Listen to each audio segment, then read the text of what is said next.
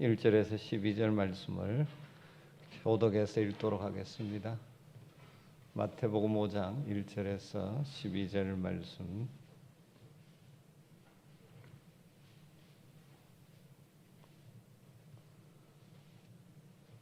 예수께서 무리를 보시고 산에 올라가 앉으시니 제자들이 나온지라.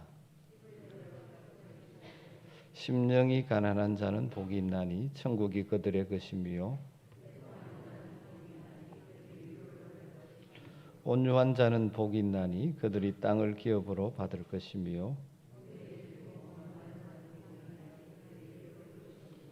긍휼히 여기는 자는 복이 있나니 그들이 긍휼히 여김을 받을 것이며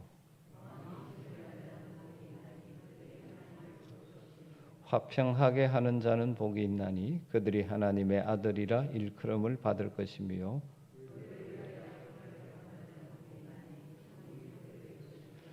나로 말미암아 너희를 욕하고 박해하고 거짓으로 너희를 거슬러 모든 악한 말을 할 때에는 너희에게 복이 있나니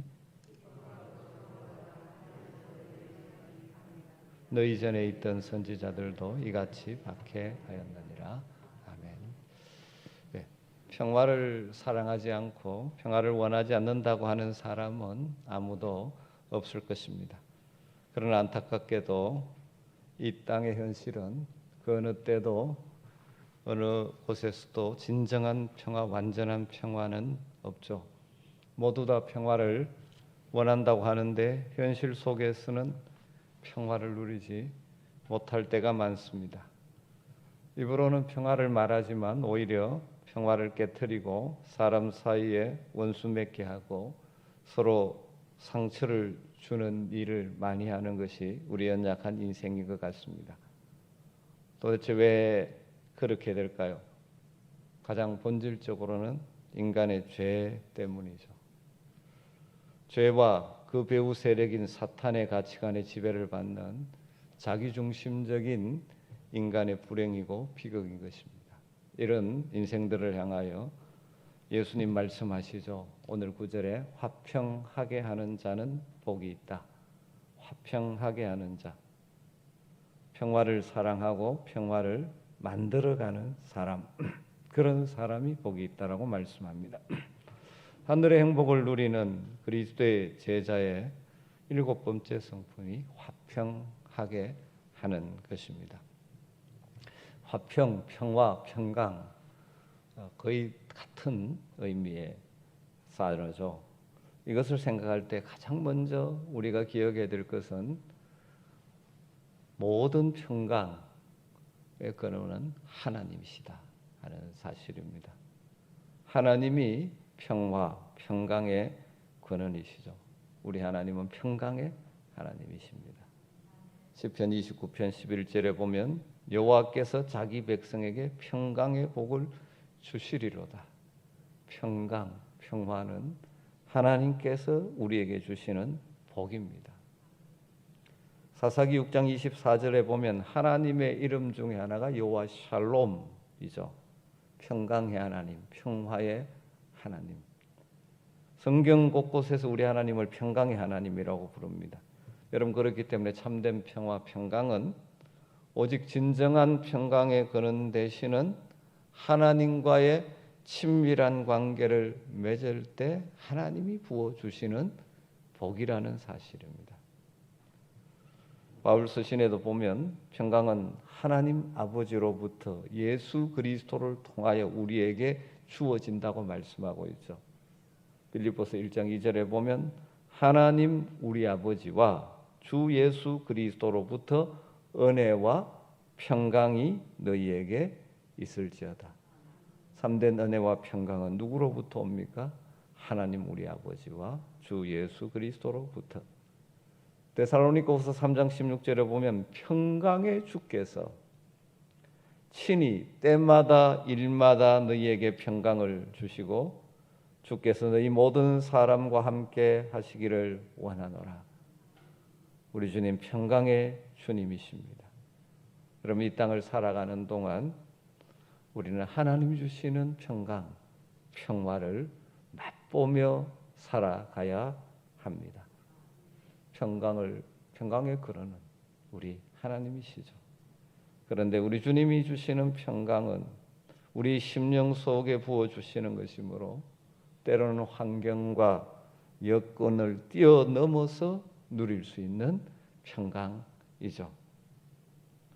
이런 평강을 가리켜서 바울 사도는 모든 지각에 뛰어난 하나님의 평강이라고 말합니다. 우리가 염려 대신 기도로 하나님께 나아갈 때 모든 지각에 뛰어난 하나님의 평강을 우리에게 주신다 말합니다. 그러면 우리 머리로 이해할 수 없는 신비로운 평강이라는 것이죠.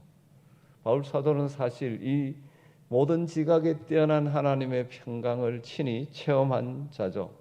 이 말씀이 나오는 빌립보서는 옥중서신 로마옥에서 기록한 것이죠. 그가 감옥에서 여러 가지 어려움과 고초를 당하고 있지만 외형적으로 조건은 최악의 조건이지만 하나님의 평강을 누리고 맛보고 살았습니다.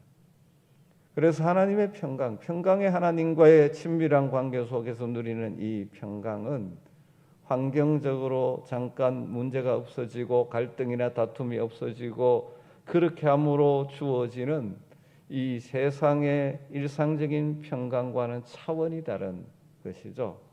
그래서 예수님께서 요한복음 14장 27절에 이렇게 말씀하셨죠. 평안을 너희에게 끼치노니 곧 나의 평안을 너희에게 주노라. 내가 너희에게 주는 것은 세상이 주는 것과 같이 아니하니라. 너희는 마음에 근심하지도 말고 두려워하지 말라. 그렇게 말씀합니다. 여러분 사실 우리 사는 삶의 현장에서는 평강을 누릴 수 없는 여건과 환경이 많지 않습니까? 그러나 평강의 근원 되시는 하나님과 관계 속에서 하나님 주시는 평강을 맛보며 살아갈 수 있는 것이 우리 성도들이라는 사실이죠.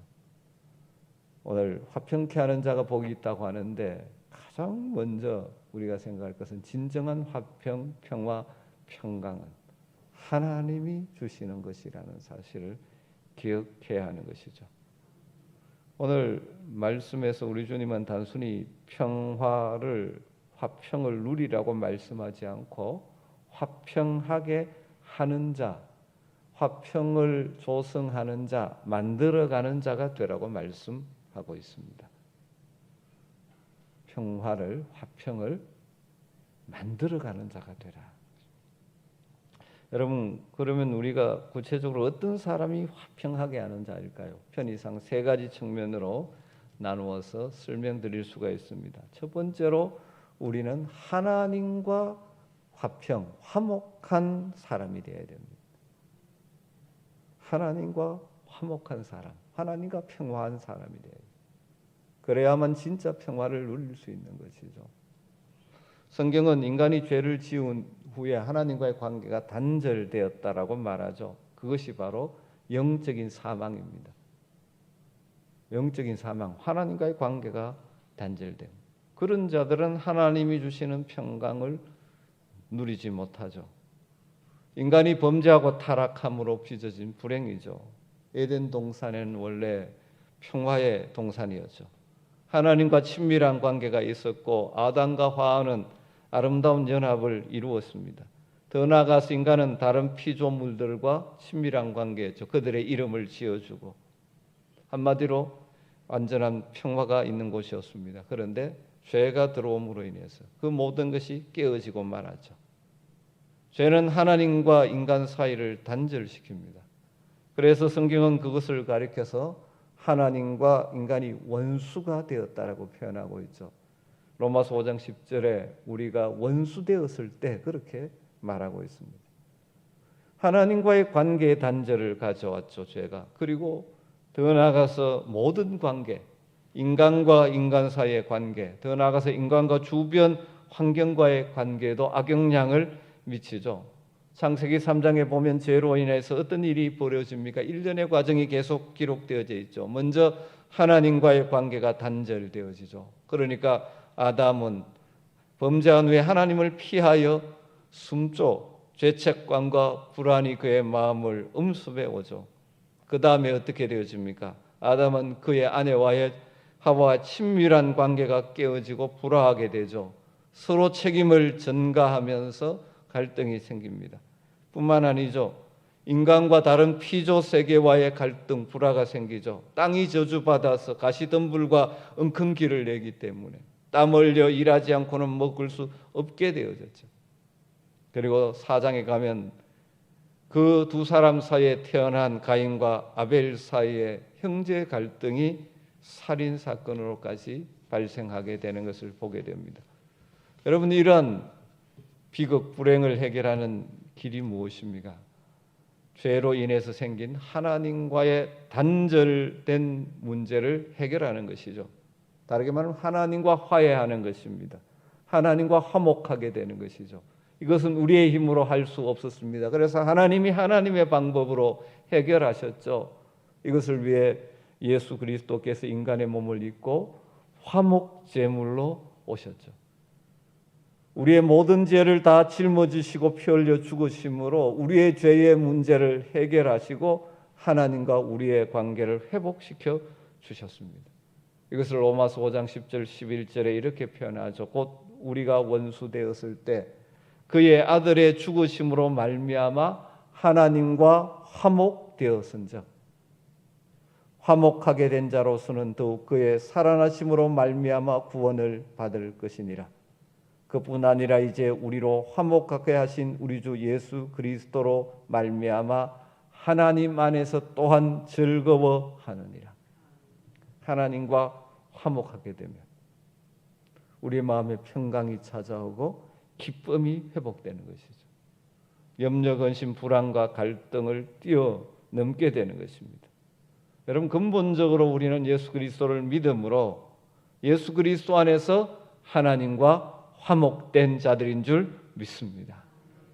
그러기에 날마다 이 화평케 하는 하나님과의 화목의 관계를 유지해 가기 위해서는 화평을 깨트리는 죄를 멀리하고 평강의 근원 되시는 하나님과 깊은 교제에 나감으로 하나님 주시는 평강을 맛보며 사시는 여러분 되시기를 주님으로 축원합니다.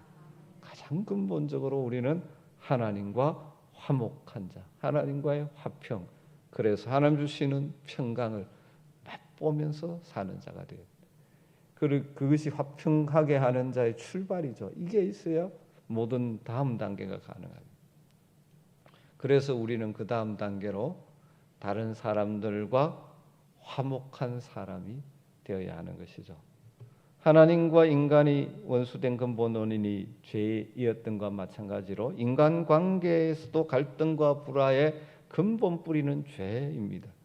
좀 더 구체적으로 말하면 욕심, 이기심, 시기심, 교만 이런 것들이 다른 사람들과의 관계에 갈등과 불화를 일으키죠. 욕심과 욕심이 충돌하니까 갈등이 생기죠. 이기심, 시기심, 교만 이런 것들이 우리 속에 일어남으로 관계 갈등, 불화가 생기게 됩니다.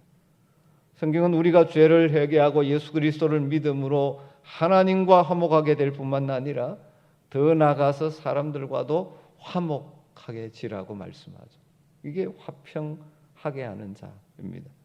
로마서 12장 18절에 할 수 있거든 너희로서는 모든 사람과 더불어 화목하라. 할 수 있거든 너희로서는 모든 사람과 더불어 화목하라. 여러분, 이것이 사람과의 관계의 화목을 누리는 것이 이것이 진짜 행복해지는 길이고 같이 잘 사는 길입니다. 하나님과 불화해도 불행하지만 사람과 불화해도 불행하지 않습니까? 인간은 서로에게 영향을 주고받는 관계이죠. 그래서 서로 잘 돼야만, 남만 잘 되고 다른 사람이 잘못되는 것은 일시적인 평화, 사이비 평화죠. 세상에서는 내가 살아남으려면 다른 사람을 견제하고 경쟁에 이겨야 된다고 그렇게 말합니다. 맞는 말 같죠? 그러나 사실 그렇지 않습니다. 다 잘 살아야 정말 잘 사는 것입니다.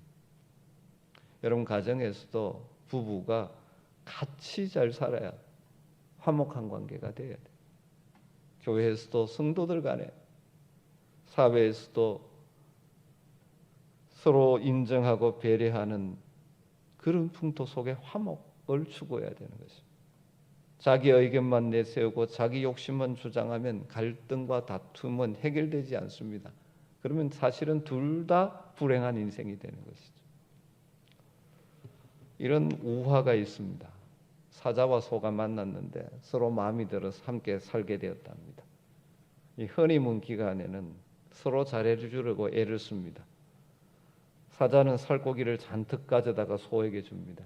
이게 맛있으니까. 사자는 그걸 먹고 살았으니까 잘 맛이 먹으라고. 소는 싫어하죠. 그래도 사랑하니까 먹는 신용을 합니다. 소는 뭘 갖다 주겠습니까? 풀을 가져다가 사다해 줍니다. 이거 맛있다고 이거 먹으라고. 싫지만 먹는 신용을 했습니다. 그러나 조금 세월이 지나니까 이제 다투기 시작하죠. 갈등한 결국 어떻게 될까요? 헤어지고 맙니다. 그러면서 서로에게 이런 말을 남겼답니다. 나는 할 만큼 했다. 여러분의 관계 속에서 그렇지 않습니까?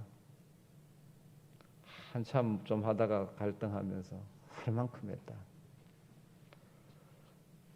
여러분, 하나님 편에서 중심을 잡고 서로 다른 사람과 화목을 추구하는 것이 화평하게 하는 삶을 사는 것입니다. 그러기 위해서는 뭐가 필요합니까? 내 주장을 끊고 상대방을 배려하기. 가장 기본적인 성경의 본질적인 진리는 우리가 결코 포기할 수 없지만 다양한 모든 부분에서 서로 다름을 인정하고 배려하고 빌립보서 2장 5절에 있는 것처럼 예수 그리스도의 마음을 품고 나보다 남을 낮게 여기고. 참 말씀은 좋은데 이게 너무 어렵습니다. 나보다 못한 것 같은데 어떻게 낮게 여기네. 여러분 다 하나님 주신 은사가 있고 재능이 있습니다. 내가 옳다고 모든 것 주장하지 마시고 상대방을 인정하고 용납하고 사랑함으로 할 수 있으면 여러분이 만나는 관계 속에 여러분이 있는 그 자리에 화평을 만들어가는 여러분 되시기를 주님으로 축원합니다. 이것이 하늘 행복을 이 땅에서 누리는 비결이죠. 여러분 그렇지 않습니까? 불화한 관계 속에 있으면 행복할 수가 없습니다. 아무리 많은 것을 가지고 살아. 그래서 우리 주님은 할 수 있거든. 다른 사람과 더불어 화목하라. 그렇게 말씀하고 있습니다. 지금까지도 잘하고 계시지만 여러분의 가정에서 정말 부부관계 속에 자녀와의 관계 속에서 화목함으로 가정 천국을 맛보는 여러분 되시길 주님으로 축원합니다. 우리 교회 성도들과의 관계 속에 우리가 서로 배경이 다르고 또 일의 스타일도 다르고 하지만 서로 배려하고 화목한 관계 속에서 천국, 교회의 천국을 맛볼 수 있는 우리 교회가 되기를 주님으로 축원합니다. 그리고 마지막으로 우리에게 정말 중요한 화평하게 하는 자의 또 다른 중요한 한 측면은 다른 사람들을 특별히 하나님을 알지 못하는 사람들을 하나님과 화목하게 만드는 사람이 돼야 돼요. 이게 화평케 하는 자의 또 다른 측면이죠. 우리가 다른 사람과 화목하게 지내는 것 굉장히 중요하지만 또 중요한 것은 그 사람들이 하나님과 화목해져야만 온전한 화목이 이루어지는 것입니다. 그것이 바로 구원이죠. 영생이죠. 그래서 우리 주님은 먼저 우리를 하나님과 화목하게 만들어 주신 이후에 우리에게 주신 사명이 세상 사람들을 하나님과 화목하게 하는 직분, 직책을 우리에게 주셨다라고 말씀하죠. 고린도후서 5장 18절 19절이 그 말씀이죠. 그가 그리스도로 말미암아 우리를 자기와 화목하게 하시고 하나님께서 그리스도를 통해서 우리와 하나님 사이를 화목하게 해주시고 그 다음 또 우리에게 화목하게 하는 직분을 주셨으니 하나님과 화목한 우리들에게 주어진 직분이 무엇입니까? 화목하게 하는 직분입니다. 그 직분은 곧 하나님께서 그리스도 안에 계시사 세상을 자기와 화목하게 하시며 그들의 죄를 그들에게 돌리지 아니하시고 화목하게 하는 말씀을 우리에게 부탁하셨느니라. 여러분, 우리가 화평하게 하는 자의 삶을 산다는 중요한 한 가지 측면은 아직까지도 이 화평의 복음을 모르는 자들에게, 하나님과 불화함으로 불행한 인생을 사는 자들에게 이 평강의 복음, 평화의 복음, 생명의 복음을 전함으로 많은 사람들이 하나님과의 평화를 누리고 살아가게 된 도구로 사용되는 것입니다. 그러면 세 가지 측면이죠. 하나님과 나 사이의 화목, 화평을 누리는 것이고, 사람들을 관계 속에서 화평을 만들어가는 것이고, 아직까지 하나님과 평화를 누리지 못하는 자들을 하나님과 화목하게 해주는 자, 진정으로 화평하게 하는 자라고 말씀드릴 수 있습니다. 이 화평하게 하는 자에게 어떤 복을 주신다고 말씀하고 있죠? 화평하게 하는 자는 복이 있나니 그들이 하나님의 아들이라 일컬음을 받을 것이다. 사람들이 그런 사람을 보고 하나님의 아들이라고 부른다는 것이죠. 하나님의 아들임을 일컬음 받는다, 하나님의 아들로 인정받는다, 그런 말이죠. 여기에 자녀 헬라어로 테크나라는 단어를 쓰지 않고 아들, 휘오스라는 단어를 썼습니다. 이 아들이라는, 휘오스라는 단어는 이 히브리 문화권에서는 상속자라는 의미가 내포되어져 있죠. 여러분, 우리가 화평하게 하는 자로 살아갈 때 하나님께서 먼저 우리를 하나님의 아들로 인정해 주십니다. 아들로 대해 주십니다. 하나님의 소중한 아들이요 상속자이기에 하나님의 절대적인 보호하심을 누리게 되는 것이죠. 하나님의 풍성함에서 공급받으며 살아가는 하나님의 아들, 상속자가 되는 것입니다. 그리고 우리가 그렇게 화평하게 하는 자로 살아갈 때 다른 사람들도 우리를 하나님을 닮은 하나님의 자녀임을 인정하게 될 것입니다. 그래서 우리가 화평하게 하는 자로 살아갈 때 우리는 하나님의 아들로서 마지막 평화의 나라, 샬롬의 나라를 상속받게 될 것입니다. 우리가 이 세상 사는 동안 순간순간 하나님 주시는 평화와 평강을 맛보지만 세상에서는 여전히 갈등과 어려움을 경험하며 살 수밖에 없죠. 우리는 그것을 주님 주신 힘으로 헤쳐나갈 뿐입니다. 그러므로 우리는 세상에서 하나님 주시는 평화를 누리지만 그럼에도 불구하고 그것은 완전한 평화가 절대 아니죠. 그래서 완전한 평화의 나라를 우리는 소망하고 갈망하는 것입니다. 그것은 언제 이루어집니까? 주님 다시 오실 때 이루어질 것이죠. 그때 우리는 하나님의 아들 상속자이기에 그 평화의 나라를 상속받게 될 줄로 믿습니다. 하나님의 아들답게 화평하게 하는 삶을 살기 위해서 힘쓰시는 여러분 되시기를 주님으로 축원합니다. 이 화평케 하는 자를 묵상하면 우리가 잘 아는 아시시의 성 프란시스가 기도했던 기도가 늘 떠오르죠. 여러분, 이것이 또한 우리의 기도가 되었으면 좋겠습니다. 주여 나를 평화의 도구로 써 주소서.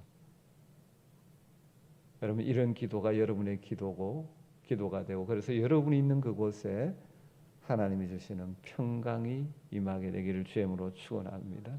주여 나를 평화의 도구로 써 주소서. 미움이 있는 곳에 사랑을, 상처가 있는 곳에 용서를, 분열이 있는 곳에 일치를, 의혹이 있는 곳에 믿음을 심게 하소서.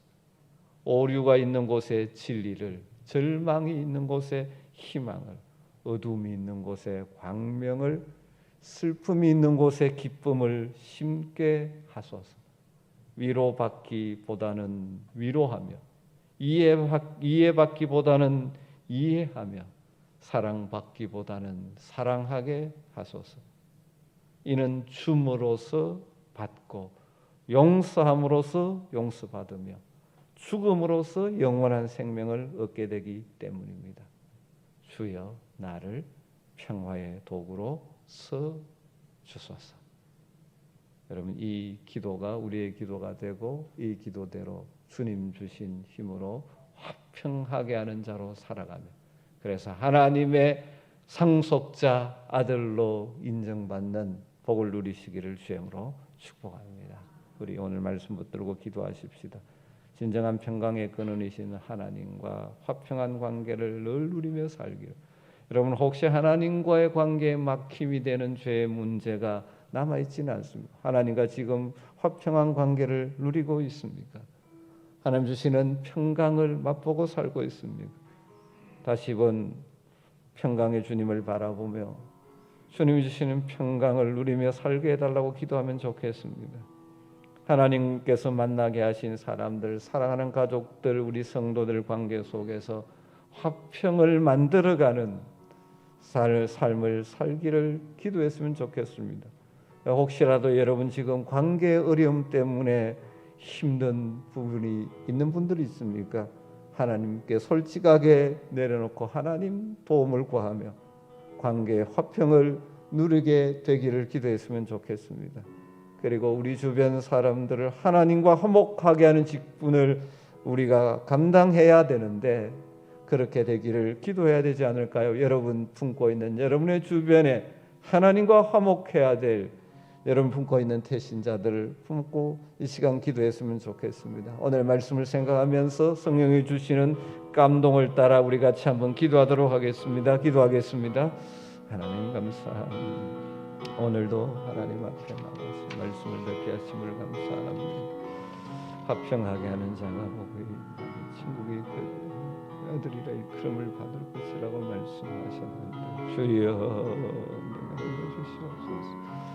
정한 평화의 근원 되신 하나님과 주의 있는 관계를 통하여 주의 명성을 뛰어넘는 지각에 뛰어난 하나님의 평강을 맛보며 살아가기를 원합니다. 내 주 형제로 인하여 마음의 평강을 이루어버리는 이 시간도 주님을 신뢰함으로 주님 앞에 나옵니다. 주님 도와주셔서 이 시간 기도하는 성도들의 마음에 내가 너와 함께한다. 내가 너를 뜬다 두려워하지 마라.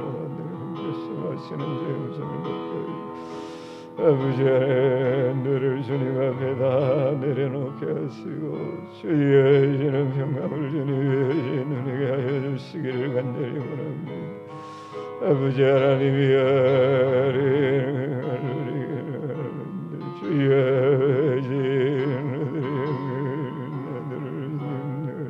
주시옵소서. 아버지 하나님이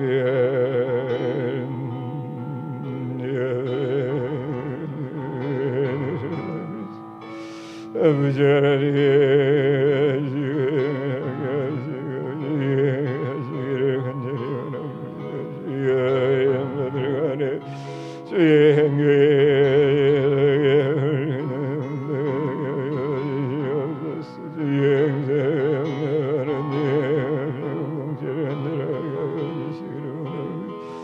아버지 하나님의 사랑하는 자들을 아버지 하나님을 향하여 하는 자들이 하나님 주시옵소서. 아버지